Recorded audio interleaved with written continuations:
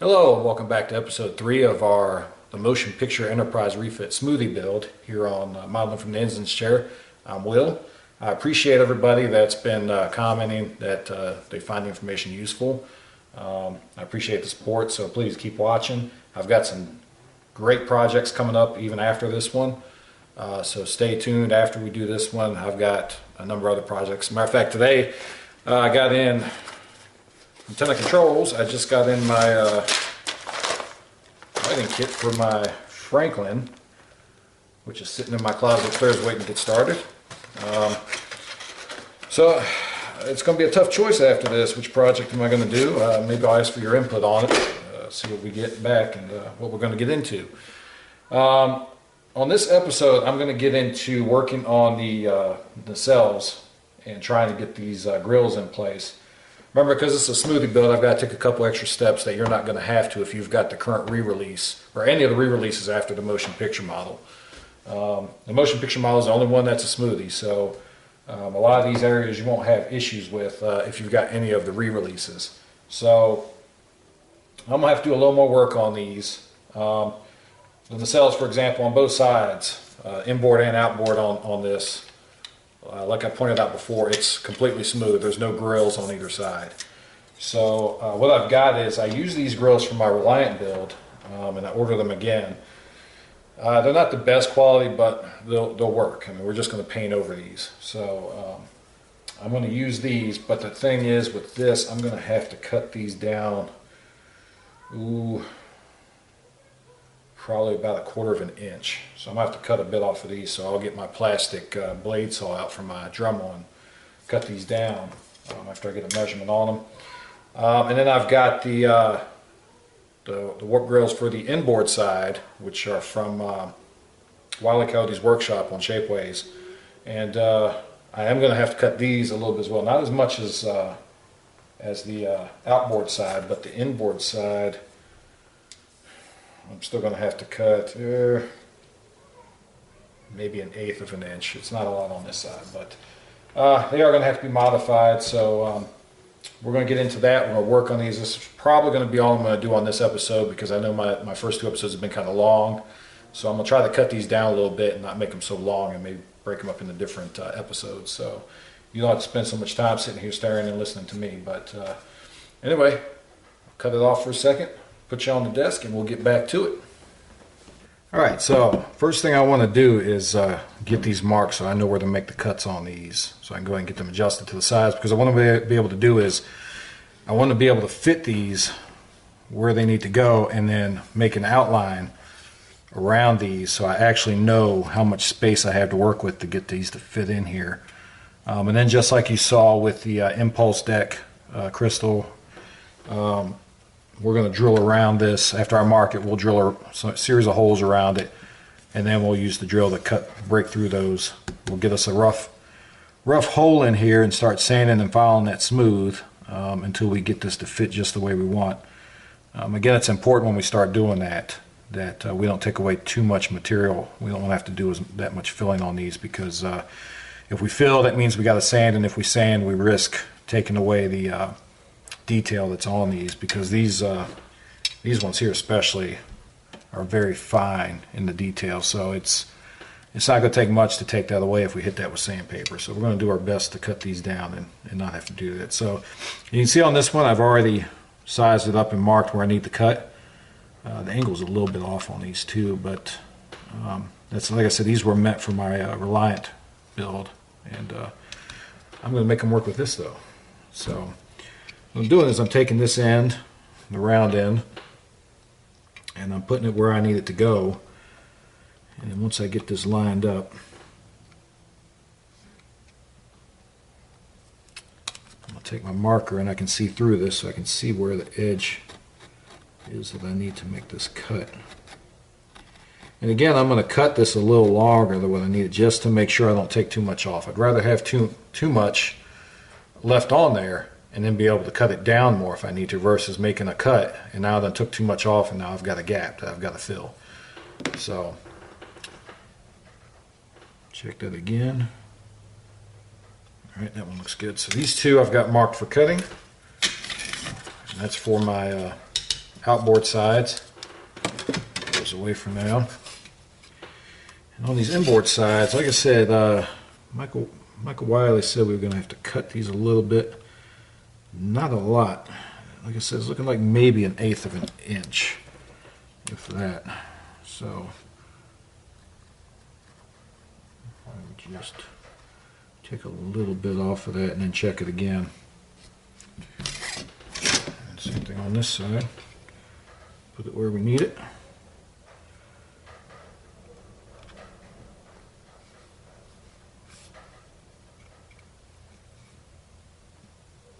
And mark approximately where we need to cut off. Like I said, I'd rather not take enough off than to take too much off of these.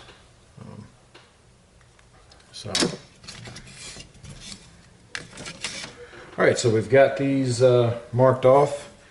I've got my cutting blade for my Dremel. I'm just going to run this, and on these I'm going to have to be very careful because this plastic tends to crack easy if you put too much stress on it. So you're just going to have to take this slowly, just a little bit at a time, until I get it thin enough to where I can either break it off or it finally cuts all the way through. So I'm going to work on that, and we'll be right back. Alright, I'm going to show you how I want to cut one of these, just so you can see what I mean. You got to be really careful and just take it slow with these pieces so you're not breaking them. But I'm going to cut this on. It's going to be loud, so just bear with me for a minute.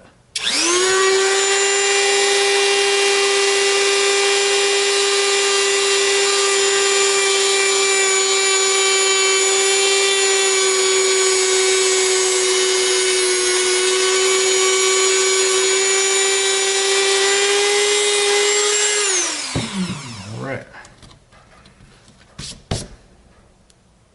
pulls right off. Let's see where we're at.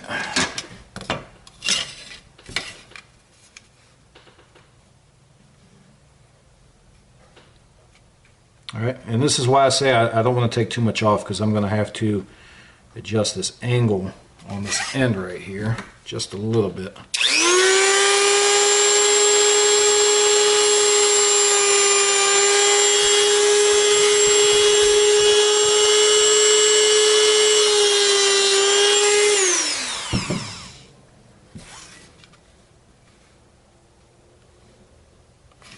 And just a little bit more.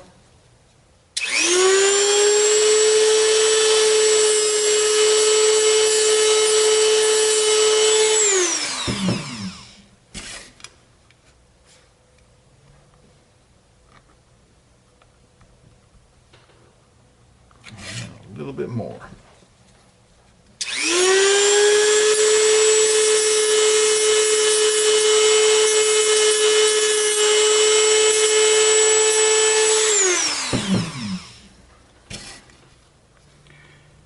All right, and that's going to fit. It should fit pretty well in there, if you can see that. But we're going to sit that in there. So, and that's what I mean. It's better to just leave a little extra material on there in case you need to make some adjustments. Now I've already cut this one, and as you can see, this one lines up really well as well. So I actually might have to take just a little bit more off of that, but like I said, since I'm going to leave more material on this than what I need to, I'm going to go ahead and leave it like that, and we'll get our outline on that here in a little bit. But you see the point I'm trying to get at. Just take your time when you're cutting these, and because if you rush it, it's real easy to crack these, especially the parts from Shapeways. These are a little thicker piece here, so I'm not as worried about these cracking, but I'll take my time with it, get them cut right, and once I got these cut up, and we'll be ready to come back and start looking at drilling. Well, we got these cut down to where they need to be. So I'm pretty happy with these. Now originally I was going to just hold these here and draw a line around it, but as you can see, this one here, these ones just don't want to stay in place. So what I'm going to do is I'm just going to go ahead and I'm just going to drill just because I know these fit at least flush or fit over the ridge here where this dip is for your vents. So what I'm going to do is drill as I did before, and as I've always said, You always drill short of what you think it's going to take. That way you can always gradually work your way out to make these parts fit instead of taking too much out. So what I'm going to do is I'm going to take my Dremel, and I'll do these first couple while you're on camera, but I'm not going to keep you sitting here while I do it. I'm going to drill just below this ridge that goes around here. So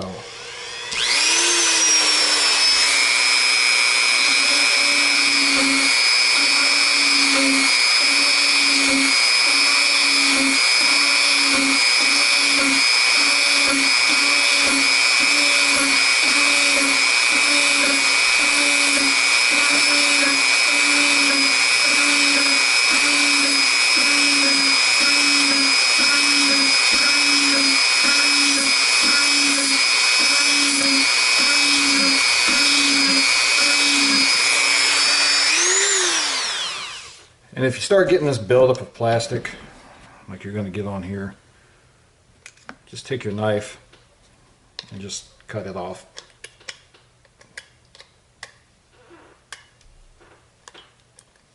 Eventually it'll just come off once you cut it down enough. There we go. Clean tip. Alright. So you can see what I'm doing here is I'm just, like I did on the impulse deck, I'm just drilling a series of holes here. I'm going to drill those all the way around, just below this ridge. You don't want to be on the ridge because you may need that. So we're going to do it just below that ridge all the way around, just inside the depression. Alright, and then that way we can sand out or file out or whatever we need to do to get this to fit that part perfectly, or as close to perfect as possible. So I'm going to take a couple minutes and work on that, and then we'll come back. Alright everyone, so we got the hole cut out for our grill. And basically, like I showed, just drilled the holes, came back through, broke through each hole with the drill. Now, I should say, because I made this mistake, I broke a drill bit. So maybe better off if you've got a cutting wheel like I showed earlier when I was cutting these down. Maybe better to use that cutting wheel to come through the sides and then maybe just use the drill bit for these curves here. But yeah, I broke a drill bit, but the good thing is I got plenty of spares, so no big loss there. But if you want to save your drill bits, drill the holes, and then if you've got some other way to cut through those, just use that. But anyway, I've got this cut out. I came back and I used my sanding / grinding pad and just took this down some, back and forth, came through both sides, rounded this out a little bit in the back, and then I came through with some sandpaper and sanded it down. And also had to come in with, it's a good idea to have a set of files. I've got all these files that I got from, you can get these from Harbor Freight pretty cheap. You can buy them online. But all different types and shapes of files.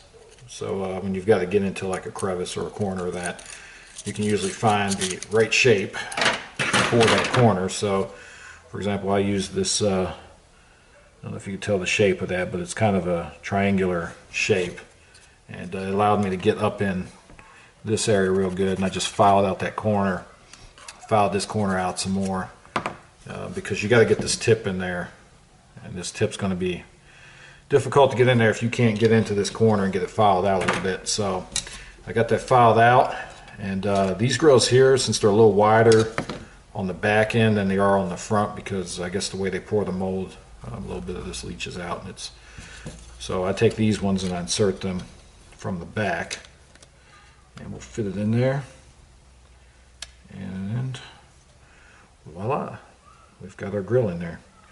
So now what we need to do is get this permanently held in place and get this glued in so it'll stay. So what I'm going to do now is take some tape to kind of hold this in place, and also because what I'm going to do is, you can glue it in place first if you want, but what I've been doing, and you see I've actually jumped ahead a little bit and gotten some of these done, and what I've been doing is just taking my plastic bonder, my JB Weld plastic bonder epoxy, and I've been taping these up on the front and then going in the back side. I'll show you what I'm doing here.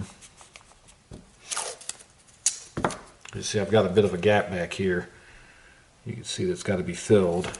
So the JB Weld plastic bond or epoxy works pretty well for that because it's a liquid and it tends to just be easy to flow into those little gaps like that. So what I'll do is I'll get this and set it on a flat surface and just push this, make sure it's all the way flush. All right. And now all I'm going to do is take a plastic weld putty. Let me get a clean dish here. This one I've used a couple times. I'll put some of that in the tray.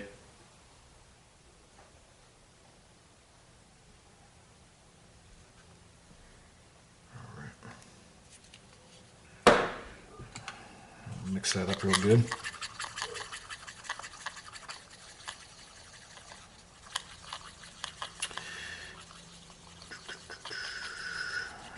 Cue the Jeopardy theme. All right. So make sure you get this real well and blended because if you don't, it won't completely harden and then you've got a mess on your hands because then you've got to pretty much try and cut out this stuff and try over again. So just make sure you do it right the first time. Stir it up real good.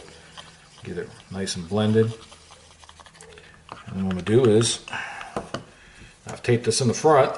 So when I go to fill this gap here, this is going to fill that gap all the way to the front. And I'll have a nice flat surface to start working with when I have to come back and maybe do some additional putty. But I will use this stuff all the way around.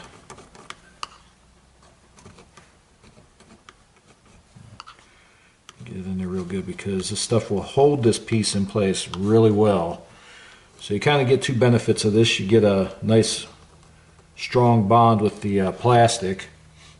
And then you also get, if it's got a fill-in in the front, when you tape the front of this, you'll get a nice smooth or mostly smooth area there, and worst comes to worst, like I said, you'll come back with some putty and fill it in and smooth it out some more, but this goes a long way to helping to get any of those voids in the front there filled.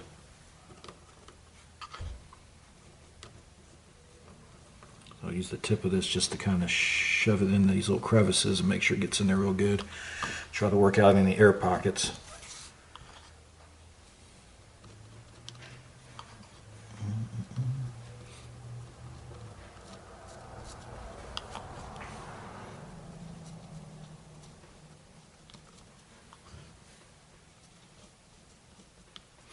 I feel like I should have some music playing in the background, but don't have to worry about any copyright violations.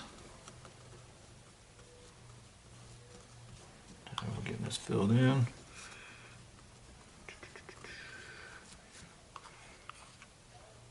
And this stuff here, it says it's got about a 15-minute set time, but you really only have about, if you want it to fill in and kind of flow into these spots and get it to fill in real nice, you really only have about 3 or 4 minutes to get this stuff in there.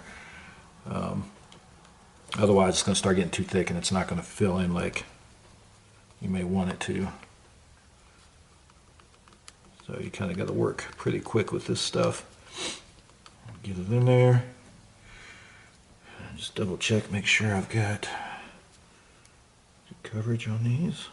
A couple spots back here that looks like it didn't fill in. What you got to be careful with on this one, because we're just going to paint this in opaque color, it really doesn't matter, but on your warp grills for the ones that you want to be able to light up, you can see, you might be able to see where I got some along the edges here, so what I'll have to do is come back with some what am I using here?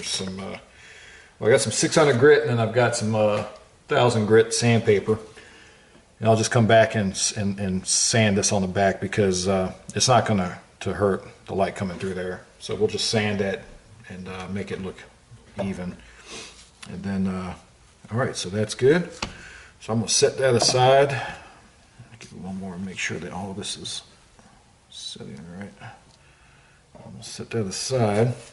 Make sure I get all this epoxy off my tool here. All right.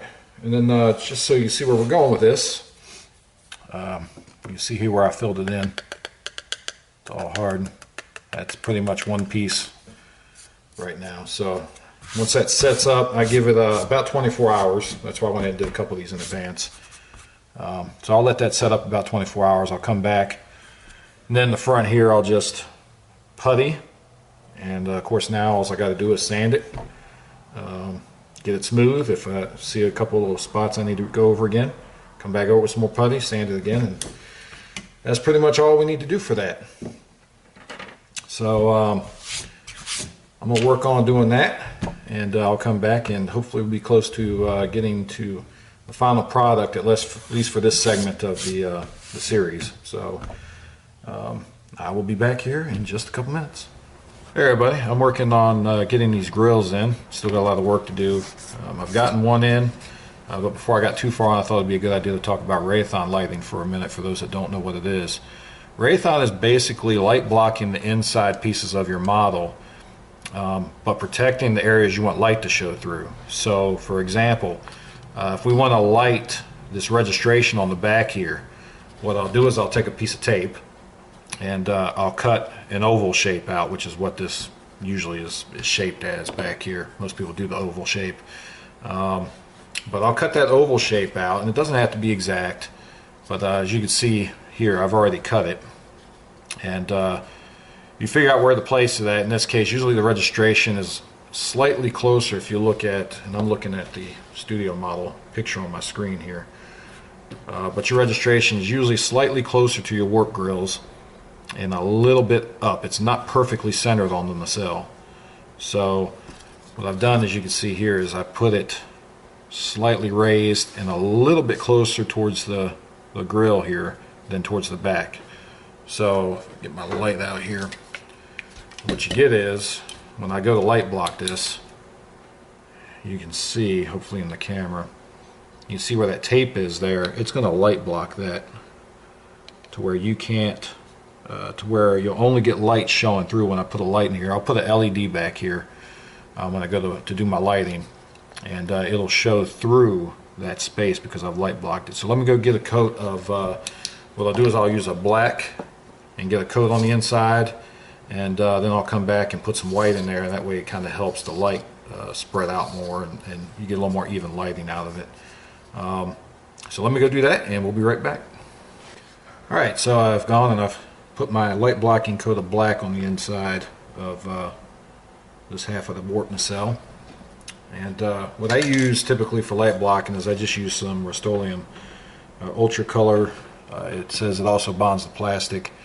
It's good for inside. I've tried using it on the outside, and I have used it on the outside of my models a couple times, but you never quite, to me, get that hard of a finish out of this.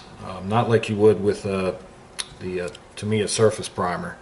So you can use this for light blocking, and you can use it for the outside if you want.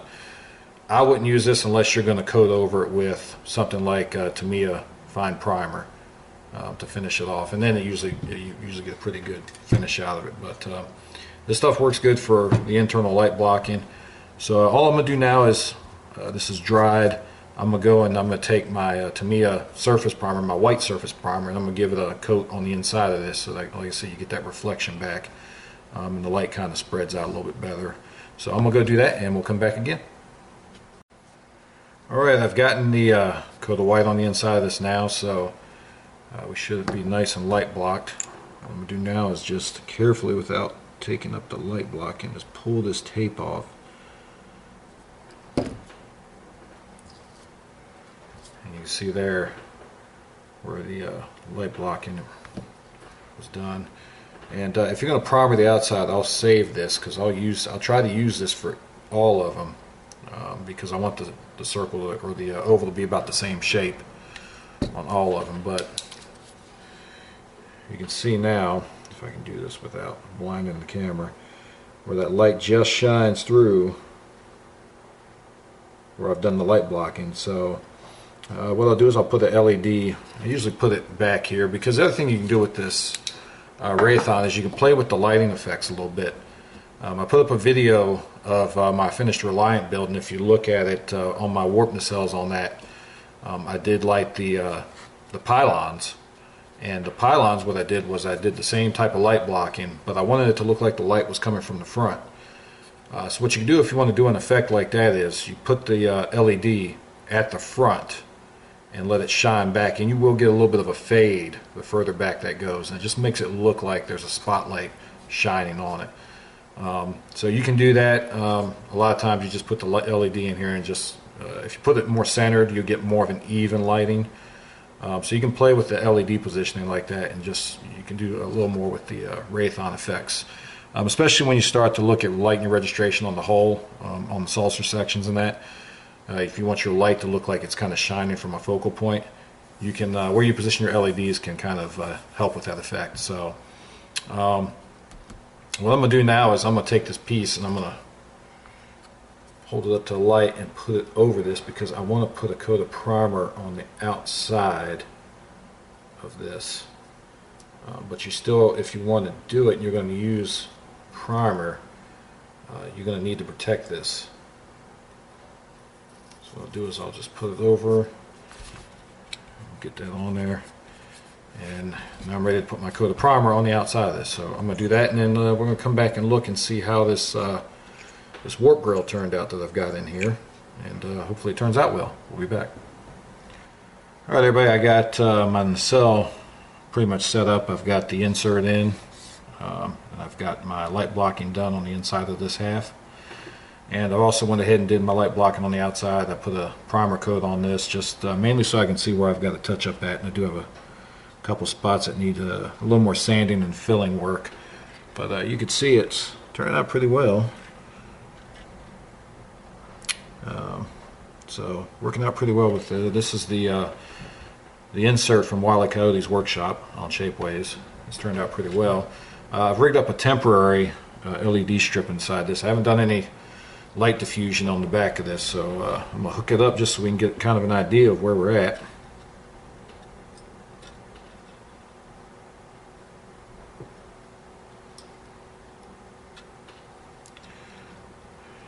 Probably would have helped if I'd put the connectors for this, but so there we go. You can see back here where our light blocking, our Raytheon effect, is going to light up that registry right real nice back here.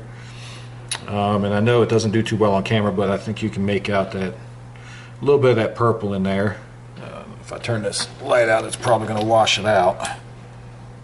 Yeah, once I turn that out, it's kind of alright. But you can see a little bit of that purple in that, and that's kind of what I'm looking for, is that purple tint. Right now, all I did was I primered this black, and then I came back with some thinner and took a paper towel and just wiped off that excess, and that made the recesses that left behind the black grill, or the black lines in the grill. But I think I might strip this back down and try it the other way, which it's supposed to be, which is the raised lines are being black and the recessed lines are where your light's supposed to shine through. I actually started working on this one here, and I think rather than mess with this and take a chance of messing everything up I've got done, I'll probably strip this down and try it that way and see if I like that look better. So I'm going to work on that. I'm going to continue to work on getting these grill inserts done, and then we'll come back and see what we got. Alright, so I've got a little more work to do on this, but I got it good enough where I want to jump on to something else and show you.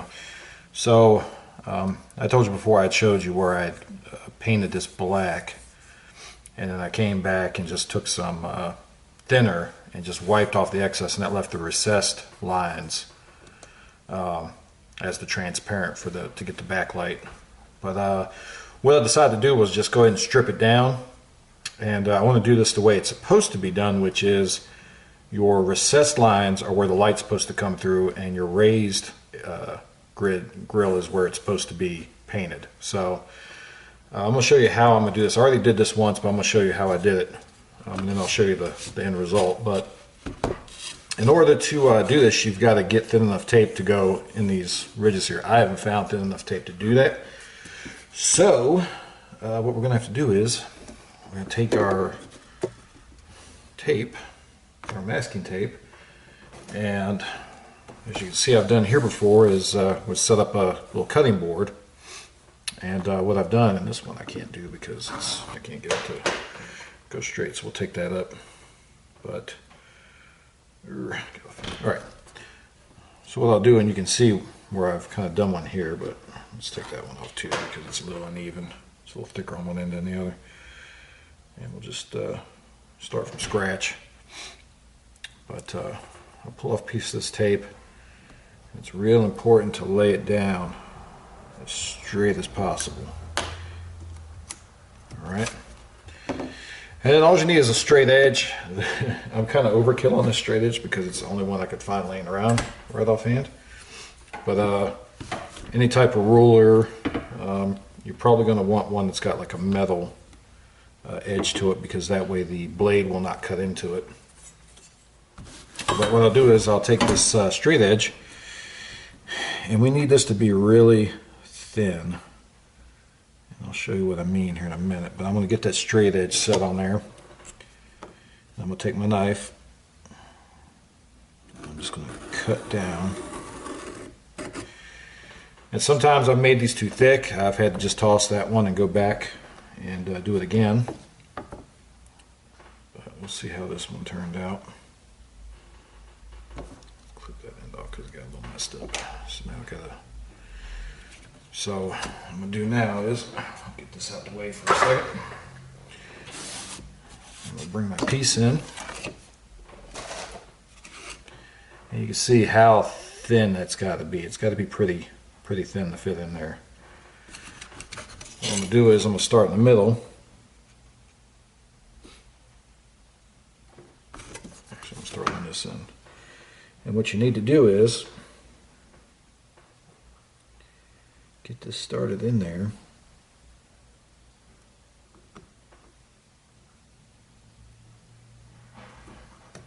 Even that might still be too thick.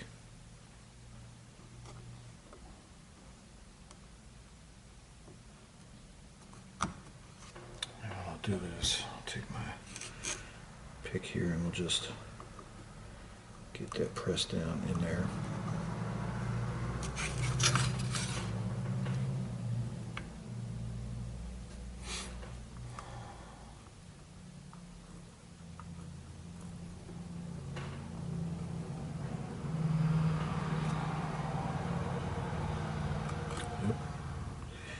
So that come up all the way on this end.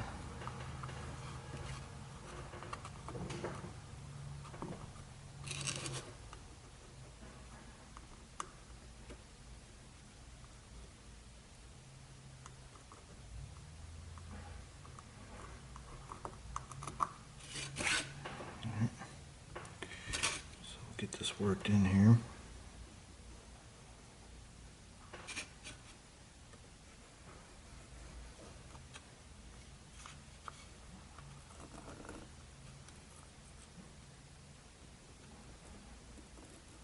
The thing about this 1/537 scale, it's a real pain to get this to go exactly where you want it.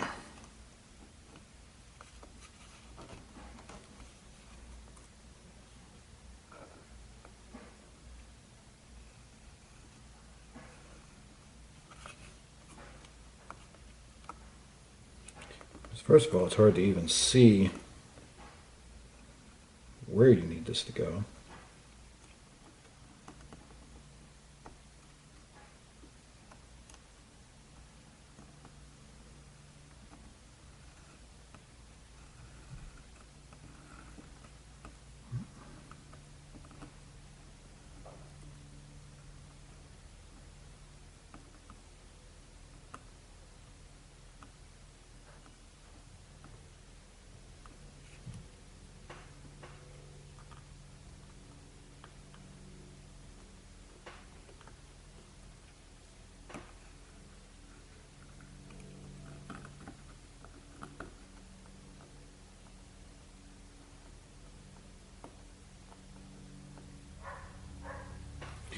Alright, it's very tedious to get this in that groove. Alright, so I've got the one in there, you can see. And what you want to do is you want to leave a little bit of space on the end here, and you're going to stagger these. So Just to show you real quick, let me cut this off a little bit and I'll just show you with this one. You're going to want to take your next piece and you're going to want to, where's my groove?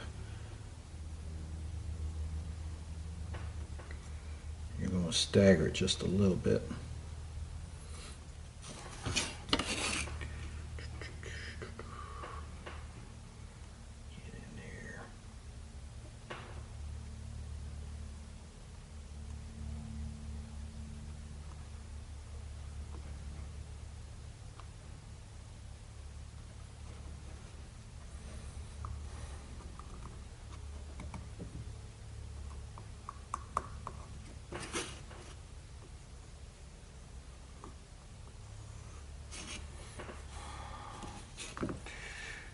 Alright, I'm probably going to stagger this a little bit more, but let's see if I can cut this.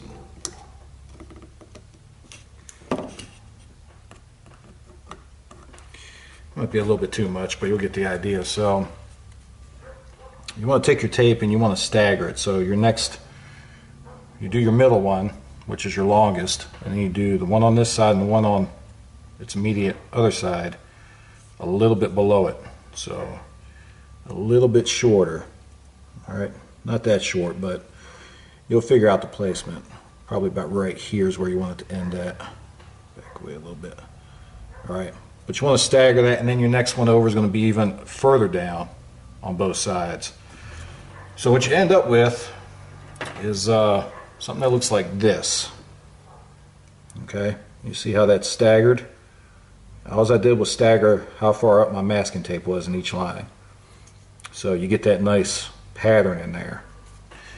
And once you get done, you get that all masked off, what you're going to want to do is you're going to want to paint this whatever color you want. Now I've been trying to figure out exactly what the correct color is for this.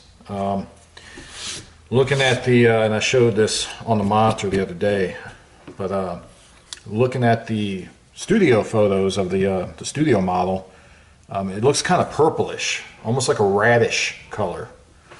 But when I look at the screen caps from the motion picture and from Star Trek II Wrath of Khan, it looks more like either a black or a dark purple. And what I'm thinking is either it was repainted to that radish color sometime during its life, or it started out as a very dark, deep purple, and it faded over time, because the photos of the studio model are from the Christie's auction, which took place I think in like 2006. So you're talking about almost 15 years since the studio model was even used. So I'm wondering if that faded or if it was repainted to that radish color later. But when I look at the motion picture, it looks darker to me. It could be a dark purple. Now the painting guide for the 350 refit calls for you to use a Model Masters Euro 1 gray, I believe it is, which is a really dark gray, almost black. So it calls for you to use that for this. So I think I'm going to go with the painting guide on this because, well, this comes out more like a lavender, and I'm not really happy with that. And I don't really want to have to work too much with trying to get that radish color that looks like in the Christie's auction photos, because I don't think that's correct. I think what we're seeing there is more of a faded from what it originally was. Because if you look at the screen caps from Wrath of Khan, which when they did the space dock, leaving space dock, those were the same. It was the same original footage used in the motion picture when it left space dock. So, but when you look at both of those, this looks really dark. So, and it would be obvious if it was more of a radish color because it would be a little lighter, but it looks really dark. So like I said, it's either a really dark purple, or as the painting guide says, I'm going to use that Euro 1 gray, which is a really dark gray, and paint this. And it calls for Euro 1 gray to be used on all your vents. This side it's just used, and then on your outboard side, well, that one's in. It calls for you to paint this Euro 1 gray and then do dry brushing with steel. So your raised areas get the steel, a little bit of that steel effect to it. And I'll go over that when I go to do that. I don't have the colors yet. I had to order them because my local hobby lobby didn't carry them. So it's up to you what you want to do. You can try to duplicate what the studio model looked like at the Christie's auction. Like I said, I think that's a faded version of what it was. But I think I'm going to go with what the painting guide calls for this, and just use that Euro 1 gray and get this painted up right. But just to show you real quick, and this is just a quick mock-up because I just got that painted purple there, just to kind of give you an idea what this is going to look like. But, see if I can get some lights going here. Now, let me cut this light off. Okay, and I know it's kind of hard to see, but you can see the purple there. I don't have this. And you can see where my there's no connection.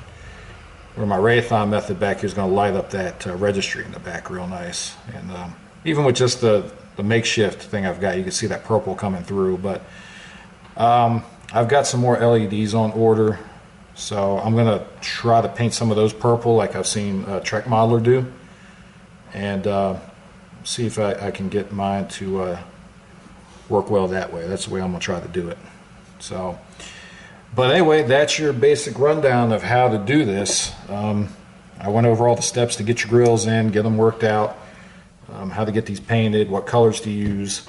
We went over the Raytheon method a little bit, so there you have it. I just got some more work to do as far as smoothing these out and getting them looking right, and stripping them down and get a decent primer coat over it once I get this thing together. But yeah, that gives you an idea of what to do with these. So any questions or comments, please feel free to put them below. If you've enjoyed this series so far, you like the information, you found any of it useful, please hit the like button below. And again, if you want those updates for the next episode, when episode 4 comes out automatically, just go ahead and hit that subscribe button for me. And as soon as that episode comes out, you'll get that update that it's been released. But until next episode, keep trekking.